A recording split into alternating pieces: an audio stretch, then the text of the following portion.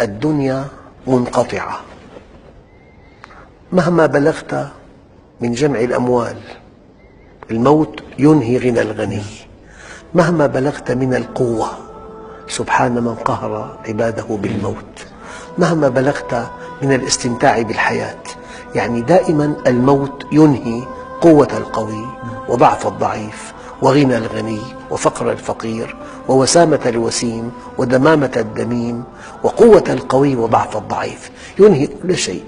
أنا لا أتصور أن عطاء يكون في الدنيا فقط ينتهي بالموت يليق بكرم الله.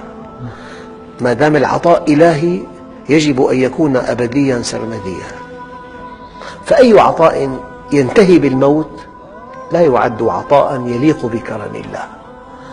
فلذلك هذه الدنيا يعطيها لمن يحب ولمن لا يحب. أعطاها لقارون وهو لا يحبه، أعطاها لعبد الرحمن بن عوف صحابي جليل وهو يحبه، أعطاها لفرعون وهو لا يحبه، أعطاها لسيدنا سليمان وهو يحبه. فهذه الدنيا لا يمكن أن تكون مقياس محبة من الله أو عدم محبة. لو أن الدنيا تعدل عند الله جناح بعوضة ما سقى الكافر منها شربة ماء. إذن الدنيا منقطعة. الآن قل لي ما الذي يفرحك أقول لك من أنت.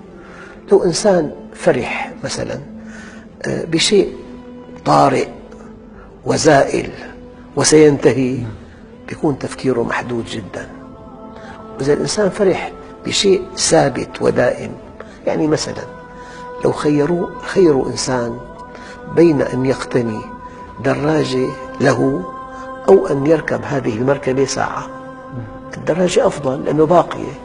وللآخرة خير لك من الأولى وما عند الله خير وأبقى. فلما الإنسان يختار الدنيا الفانية المحدودة ويزهد في الآخرة الممدودة يكون أحمق ويستحق غضب الرحمن، لأنه اختار الأدنى، اختار الحياة الدنيا ولم يختر الحياة العليا.